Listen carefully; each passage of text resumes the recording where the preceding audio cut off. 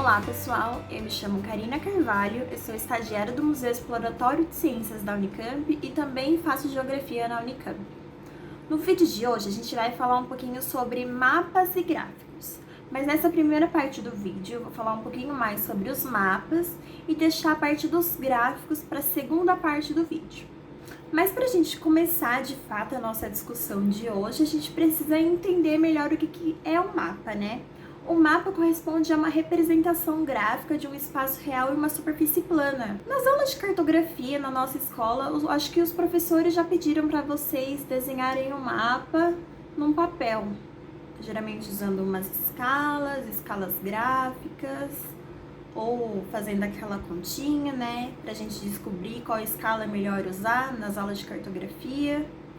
E com esses mapas a gente pode representar muitas coisas interessantes, como o bairro da onde a gente mora, a cidade, o estado, o país, o continente ou até o globo na sua parte total, né, na sua totalidade. E isso a gente consegue ver quando a gente observa os mapas mundos. Geralmente a gente consegue ver bastante nas aulas de geografia ou nos comércios por aí, né, que a gente usa bastante mapa mundo e a gente vai falar mais pra frente um pouquinho deles e das diferenças dos mapas mundos, né. Só que a produção desses mapas geralmente está ligada com todo o contexto histórico que ele foi produzido, com a sociedade e com a ideologia da época que ele foi criado, porque o mapa que eu acabei de criar é diferente de um mapa de 500 anos atrás. Tem sociedades diferentes, ele foi criado em um contexto histórico diferente, de fato, né? É por isso que a gente tem que prestar atenção e ver que, na verdade, muitas informações que possa ter constituído nesse mapa, ela pode ter tido influências, de fato, de quem criou esse mapa. Porque nenhum mapa é neutro. Alguns mapas, eles podem tanto omitir quanto revelar informações muito relevantes, né? Que vai depender completamente de quem criou esse mapa e a intenção que ele queria dar com a criação desse mapa. É a partir disso que a gente vai analisar agora alguns mapas que foram produzidos a partir de diferentes projeções cartográficas, das quais a gente já conhece, que seria a cilíndrica, que é a que a gente vai falar daqui a pouco, a cônica ou a plana, que também pode ser chamada de azimutal. Ou então, ela teve uma influência de diferentes métodos de classificações de dados, porque a gente vai ver mais pra frente, na parte de cartografia temática, quando a gente vai fazer um mapa que a gente chama de coroplético, a gente usa métodos de classificação de dados a partir do que a gente quer falar. Então, a gente usa diferentes métodos para que seja mais conveniente de representar em mapa a informação que deseja ser transmitida. Para começar, falando um pouco sobre essas intencionalidades na criação de mapa e diferentes tipos de mapa, a gente vai falar um pouco sobre a parte das projeções cartográficas e como elas influenciam na criação e na elaboração de um mapa. Para começar, a gente vai falar um pouco sobre o mais famoso, que geralmente a gente aprende na escola, quem faz geografia aprende e revê isso na faculdade, que são as projeções de Peters e Mercator. É muito interessante como a gente consegue ver a diferença entre as duas. Mas vamos começar primeiro com a projeção de Mercator. A projeção de Mercator é aquela que a gente costuma ver nos mapas mundis, na escola ou em outros lugares. Geralmente usa a projeção de Mercator para isso. Ela é do tipo cilíndrica conforme, que é porque ela conserva o formato dos continentes, mas altera a dimensão deles, ou seja, ele altera as áreas do continente e da região que ele está representando. Mas quando a gente pega um mapa desses e começa a analisar mais minuciosamente, a gente consegue observar que quando a gente vai se aproximando para os polos, a gente tem um tamanho muito exagerado. Por exemplo, a Groenlândia, que está próximo ali ao Canadá e aos Estados Unidos, ela tá basicamente muito maior que o Brasil. Ela tá, na verdade, quase 4 vezes maior que o Brasil. E quando a gente vai para a Europa também, a gente vê que também tá um tamanho exagerado com relação à África, por exemplo. E é isso que a gente consegue observar as distorções e as intencionalidades de quem criou esse tipo de mapa. E a gente consegue ver como tá em ascensão nessa representação o hemisfério norte, em detrimento do hemisfério sul. Então, ele está querendo representar e colocar mais visibilidade para o hemisfério norte do que para o hemisfério sul. É o que a gente chama de um mapa com uma visão mais eurocêntrica, né? Colocando a Europa em centralidade. Porque se a gente for observar bem, o Brasil, por exemplo, tá minúsculo. Ele não é do tamanho da Groenlândia. E a gente, atualmente, já temos tecnologia, sensoriamento remoto, que pode nos provar isso. Então, essa é uma das visões que o mapa traz pra gente, que se a gente for analisar minuciosamente, a gente consegue ver que tem características em suas criações que geraram intencionalidades. Por isso que a gente não pode falar que os mapas são de criação neutra. O mapa nunca é neutro, porque ele sempre tem a influência de quem criou ele, que é o caso do mapa do Mercator, que ele coloca a Europa e o hemisfério norte em ascensão em detrimento do sul. Já quando a gente analisa a projeção cartográfica de Peters, a gente consegue observar diferenças na sua formação e no seu resultado. Vamos dar uma olhada? A projeção cartográfica de Peters, ela é uma projeção cartográfica cilíndrica equivalente. Enquanto o do Mercator era cilíndrica conforme, essa é equivalente, porque ela mantém a proporção das áreas representadas, mas ela altera a forma. Enquanto o Mercator, ele alterava as áreas, mas ele mantinha as formas. E a outra diferença dessa representação é que ela amplia os países do sul. Ela deixa em ascensão o hemisfério sul, enquanto o Mercator ele deixava em ascensão o hemisfério norte. Enquanto um mapa que usa a mesma projeção cartográfica cilíndrica representa e deixa em ascensão o norte, a do Peters, que é a mesma projeção cartográfica cilíndrica, só que a única diferença é que essa é equivalente e a do Mercator é conforme. Ela representou o hemisfério sul. Então aqui a gente já consegue ver uma diferença gigante, né? Nesses mapas, vocês estão vendo aí na tela de vocês a diferença de um e de outro, enquanto uma é os países da Europa foram representados, o outro, o hemisfério sul, foi mais representado, e a gente consegue ver isso quando a gente observa os polos, a diferença de um e de outro, o Brasil, a Groenlândia, e a gente consegue entender como a gente pode utilizar diferentes mapas a fim do que eu quero transmitir para o leitor, para quem vai olhar, para quem vai interpretar aquele mapa. São leituras diferentes que eu vou conseguir transmitir a partir do mapa que eu for utilizar. Se eu quero tratar uma notícia da Europa e colocar ela em evidência, por exemplo, eu não vou usar a projeção de Peters, porque a projeção de Peters está me dando o hemisfério sul como ascensão, como referência. Se eu quero falar da parte da Europa, ou dar uma notícia dos Estados Unidos, ou usar ela para representar alguma coisa, eu vou para a do Mercator. A mesma coisa acontece com o Brasil. Se eu quero representar, mostrar em amplitude, mas ainda falar do Brasil, eu vou usar a projeção de Peters. Vou falar um pouco sobre o que são os mapas coroplésticos que eu tinha comentado lá no começo do vídeo. Esses mapas são de cunho quantitativo, que são utilizados para representar distribuições espaciais de variáveis relativas. E o que são essas variáveis relativas? Essas variáveis podem expressar sociedade, estilo de vida ou variáveis demográficas que a gente pode também estar representando nesse mapa. Quando a gente fala de mapas coroplésticos, a gente tem também que olhar para a parte de método de classificação de dados, que é o método que eu vou usar para a criação desse tipo de mapa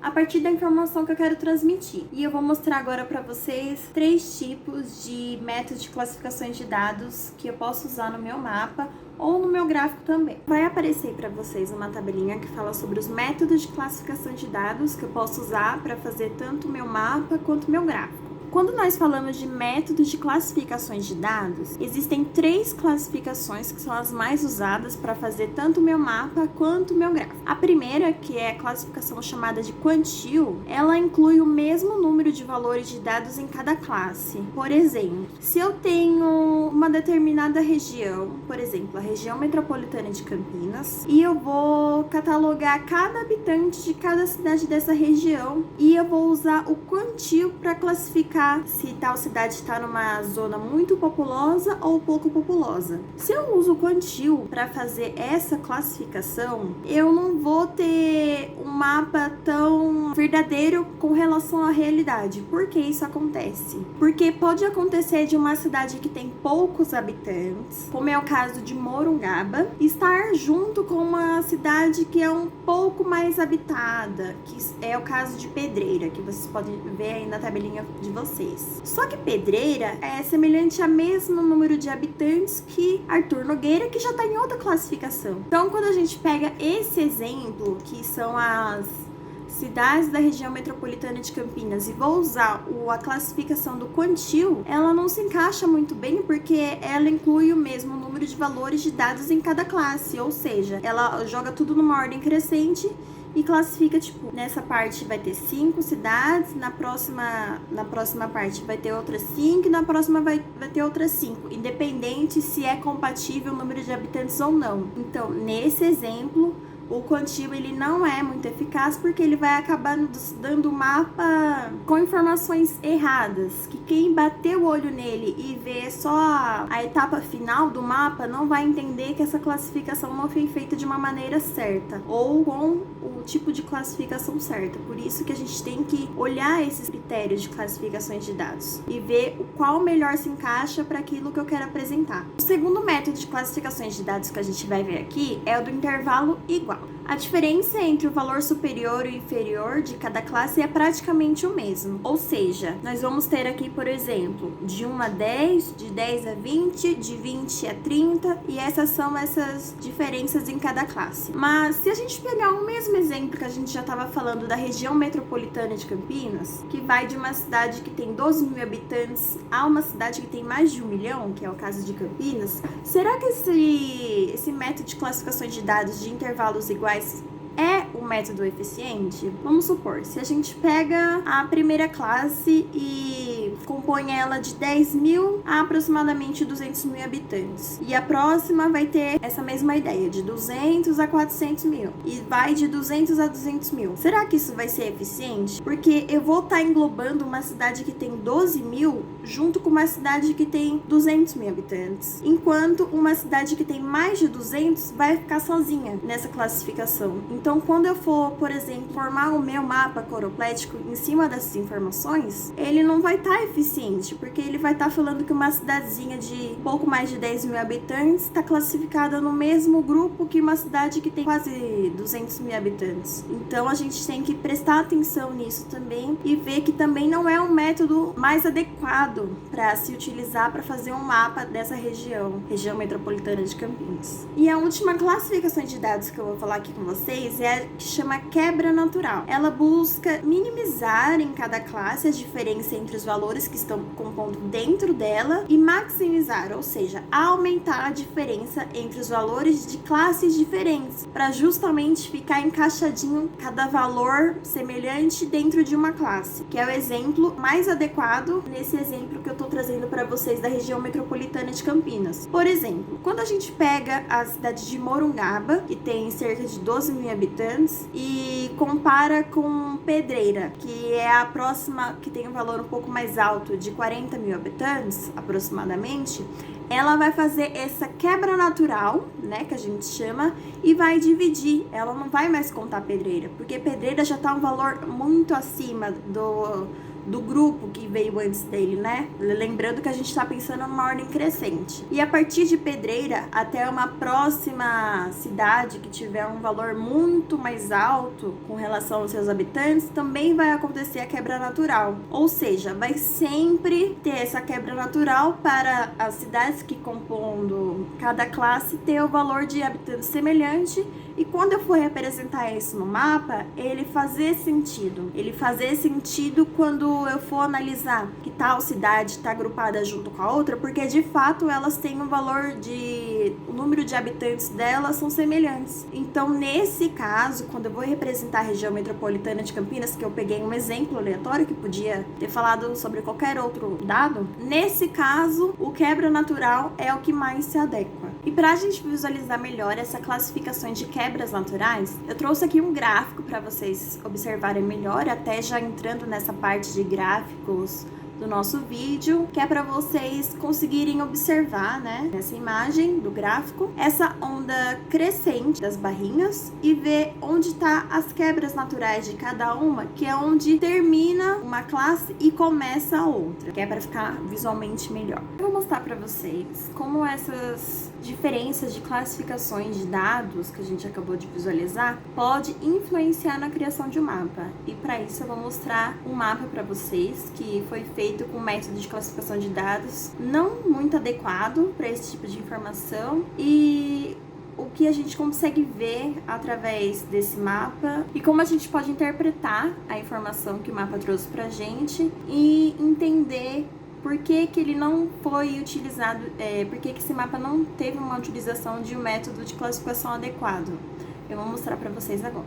Esse mapa que está aparecendo para vocês agora é uma apresentação de um mapa coroplético, a gente já vem falando dele, com a mortalidade infantil dos bairros do Rio de Janeiro em 1994. Esse mapa do Rio de Janeiro, né, ele está dividido em 148 bairros e ele dispõe da taxa de mortalidade infantil anual para cada bairro que está apresentado nele. Ele expressa o número de crianças mortas de 1 ano, do nascido, né, até 1 ano de idade, por grupos de 1.000 nascidos vivos. Então, ele pega no mapa coroplético e divide a variação de 5 partes, ou seja, tem 5 classes diferentes representadas nesse mapa. Quando a gente tem uma primeira leitura desse mapa, né, ele choca um pouco a gente, porque a gente vê vários bairros com a cor mais forte que sinaliza as altas taxas de mortalidade, né, representadas nos diversos bairros aí desse mapa que a gente está visualizando, com 15 bairros apresentando uma taxa maior que 40 óbitos por 1.000 nascidos e 2 com taxas acima de 100.000 crianças por 1.000 nascidas. Um observador que simplesmente bateu o olho nesse mapa, ele tá desavisado, ele podia, tirar conclusões precipitadas de que todos esses bairros que estão sinalizados com a cor mais forte, ou seja, ele tem uma taxa muito grande a taxa de mortalidade desse bairro é muito alta, ele podia concluir que todos esses bairros apontavam um grande problema social. Só que, na realidade, muito desses valores extremos que está representado aí no mapa ocorrem nos bairros com pequenas populações. Ou seja, a divisão da cidade utilizada esconde muitas diferenças na população de risco, variando de 15 a 7.500 crianças por bairro, por exemplo. Então vamos entender melhor o que isso significa. Se a gente considerar que uma região com 15 crianças nascidas e não teve nenhuma morte, o que aparentemente indicaria uma situação boa, né? Porque não teve nenhuma morte. Se apenas uma criança dessa região morresse em 1 ano, a taxa passaria de 0 mortes por 1.000 habitantes para 66.000.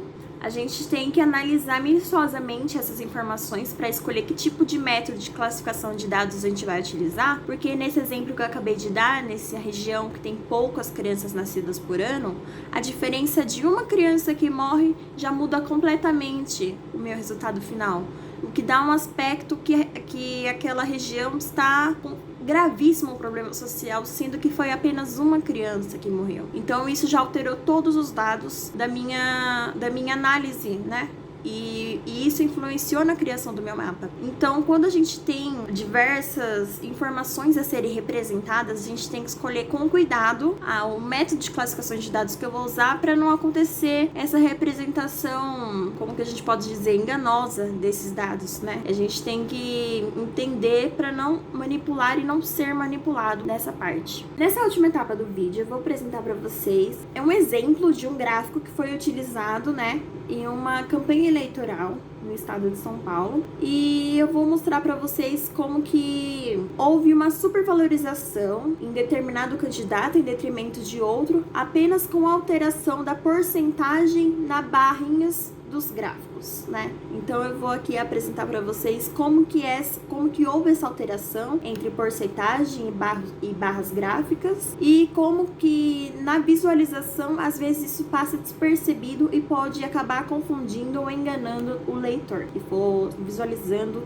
esse gráfico em algum momento. Eu vou apresentar para vocês um gráfico realizado por mim, mas de referência desse outro gráfico que realmente foi utilizado em uma campanha eleitoral. Nesse gráfico que está disponível na tela de vocês, é possível a gente observar que tem as barras, né, que compõem o gráfico e as porcentagens equivalentes ao tamanho dessa barrinha, né? Só que a gente pode ver uma coisa diferente nesse gráfico. A maior coluna ou a maior barrinha, ela tá com uma porcentagem inferior do que aquela barrinha amarela, que corresponde a 40%, ou seja, ela tem a porcentagem muito maior da coluna ou da barrinha que era maior. Então aqui a gente consegue ver nitidamente uma manipulação de informação, que quando a gente bate o olho rapidamente, tipo, sem prestar de fato atenção na informação que está sendo transmitida, a gente vai achar que a coluna maior ou a barrinha maior, ela representa de fato uma maioria em determinado aspecto ou assunto que aquele gráfico está querendo transmitir pra gente. Nesse caso, ele está sobressaindo a coluna de 40%, mesmo ele tendo uma porcentagem inferior.